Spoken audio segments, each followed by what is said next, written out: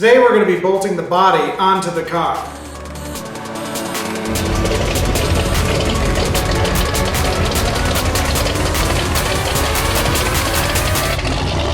Hi everyone, and welcome to the channel about kit cars and other car topics. If you like what you see, please subscribe and hit the notification buttons below and share with others on social media. So I am standing in front of my Factory 5 33 Hot Rod version 2, and it's been quite a journey.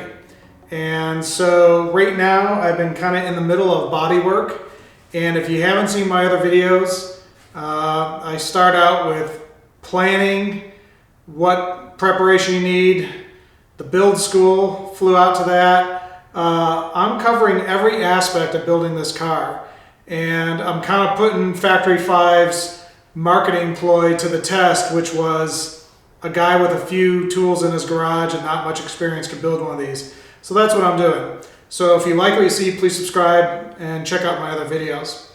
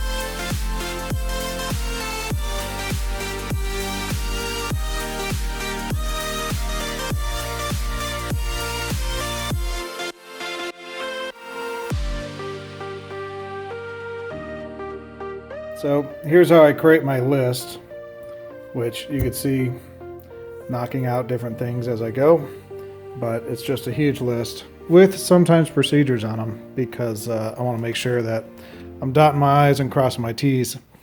So as you saw, what I ended up doing is finally tapping all this stuff in. Had to use riv nuts into the fiberglass for it to hold. Now, I've talked about doing this for a while, and even the sides, bolting the sides in. And it's one of those things where I'm like, yeah, I'm gonna do that next. And then you think about it off camera and you're like, no, I can't do that because there's this, and this. So you end up like keep saying it and going, no, that's really not the right time, or I don't want to take the body on off in 12 times. I just want to do it 3 times. So the new favorite tool for me, the drill tap. It drills and it taps all in one. Didn't know those existed until someone told me about it, and that's the most awesome thing ever. So as you saw, I was able to drill, tap these right in, and then screw them in instantly, and boom, done. So that was great. I wish I could have done that for this, but since I'm going into fiberglass and not into the frame itself, I had to use riv nuts, which is a little scary because when you're using riv nuts, you have to create a really big hole to put the riv nut in for the smaller hole that you're doing. And unfortunately, when I was shaving some of this stuff, I try to make some of this stuff pretty, which it doesn't matter, it's behind here, so I should have just carved this out and then just left this alone. So I'm going to have to do a little bit more fiberglass back there, reinforce that one, because that one, I trimmed it too much and there wasn't enough for the riv nut to hold on to, but that's the least of my worries, not a big deal. Now the other thing you might notice is that I left the middle alone and I didn't put anything in the middle, and you're like, well, why don't you do that? Well, this is actually right here is where you put the hinge. I don't know, not hinge, what do you call it? I don't know, call it the door lock, if you will, for the hood, the latch for the hood to open up. So I don't know what that's going to be like until I start doing the body work on the front of the car. So I left that alone. And down here, there's really not enough space to actually do any drilling, which is kind of by design because you're right off the frame anyways.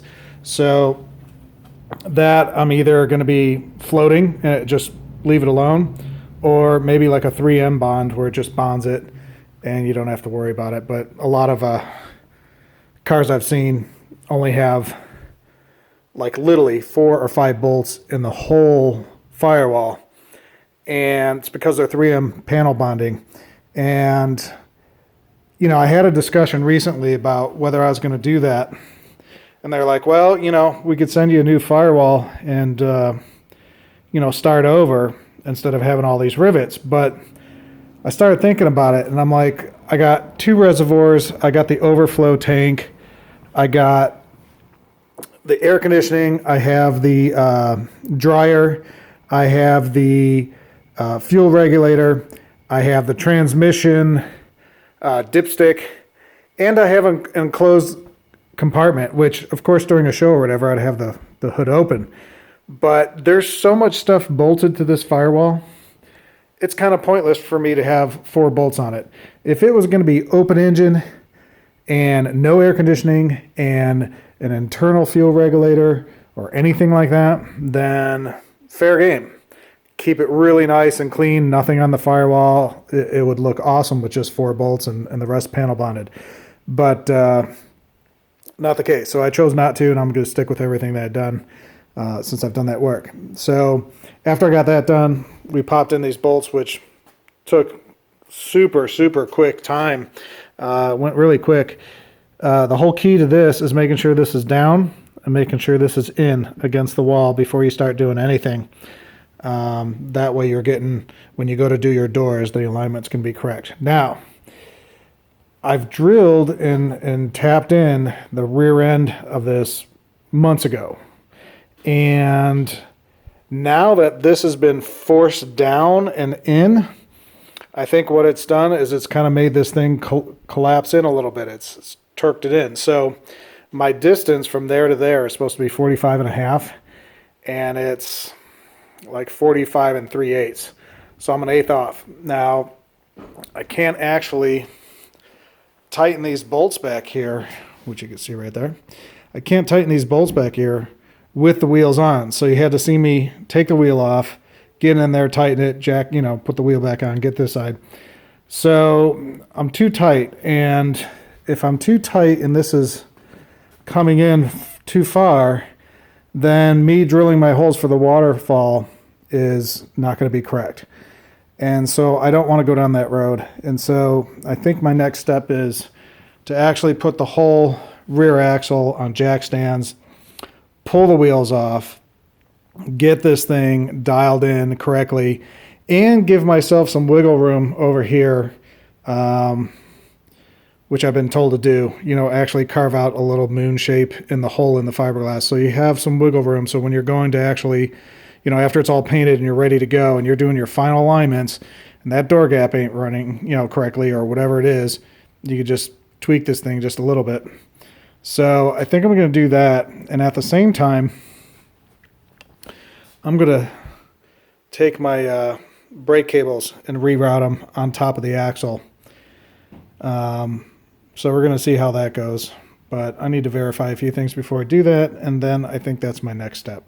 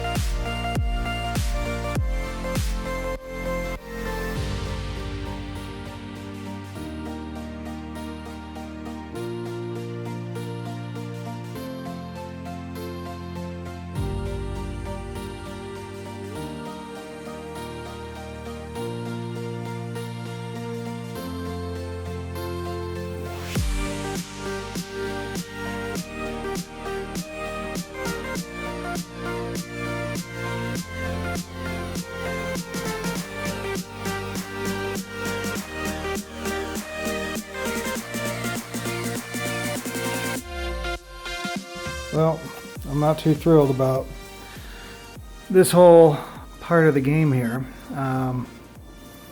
So while it was on the car, I decided to abandon these lines and just get this thing flush against the car, which means this came out more. So what I did is I ran a level and I popped some lines on this with tape, and then I'm getting that line level, even though it's not 100%, but it's really close. And I'm kind of shimming things, so when I go to drill this hole, I'm drilling perpendicular. So fiberglass chips really easy, and so I'm not too thrilled about doing this job, but we just got to do it. Don't know until you get there.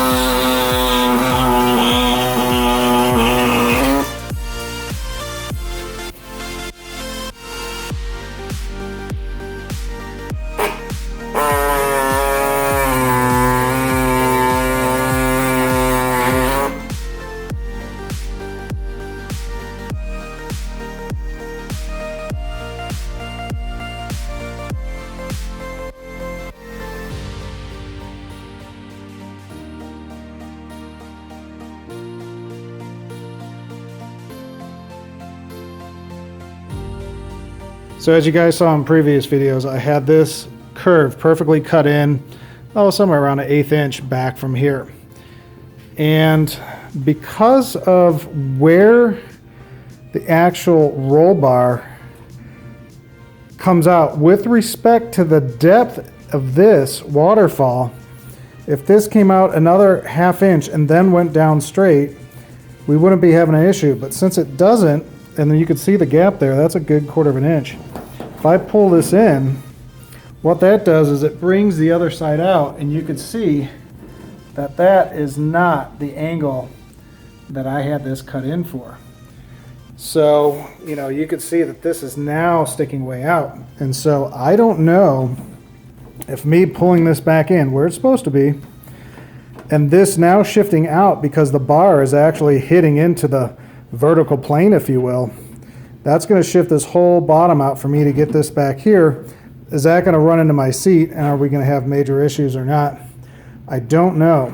And so, yeah, I could pull my seat out in here, but not easily said and done since I have the bench seat. I'm not sure, so I'm going to send a tech support issue off just to verify before I start hacking this thing and keep working it and spending hours and hours of time. And they're like, oh, you know what? We were 1/2 inch off in our waterfall design. Let us send you a new one. And then I have to start over anyway. So we're going to let this hang for a little bit, but we're getting really close. Got the back end dialed in. Got this, close, ready to go. This is pretty much ready to go. Got the fire dialed in. That's pretty good. Got the size locked in. So now what I need to do is reroute my emergency brake lines. And I have my new gizmo, so I don't have to use the handle in the front cab. There's so little room up here to begin with. I wouldn't want a freaking handbrake sitting here, going into someone's calf the whole time. So we're going to try to reroute some of that stuff, but it's coming together. Then once I get this kind of dialed in, I could start playing with the front end, get the radiator on, start getting the side, the hood, get the latch going on there. So the instructions in the book really don't say much about it, and it's version 2 and not version 1, which has nothing to do with version 1 in the sense that, pull this out, this part of the car went all the way up there, and then you had a, I don't know, nose cone or something they called it, which, imagine this times 2. This is the left half and the right half. You can see there's the right half. Now this is that part. So each one of these goes on the bottom of the front. Then you have your side panel, which is right there. Sorry, I'm running around the camera here. So you got that, I'll call it the side spat, with the front nose cone all in one piece now. Now you got the side piece coming across here, and then you got your hood. I've asked for certain directions for version 2, and they've given me some pointers, but we'll see how that goes. But I'm actually really happy, and that tool of the day was that drill tap that just popped these in 5 seconds. I wish I could have done that here. If this wasn't going in the fiberglass, I would have done that there. This job would have been done in 10 minutes. But that tool is in my description. If you go to tools, the tools link down there, there's a whole list of all the tools that you need. I'll have that tool in the link. That thing's awesome. That's a 1/4 that I'm using for all these. I appreciate you watching, and if you like what you see, please subscribe and hit the notification buttons, and we'll see you in the next video.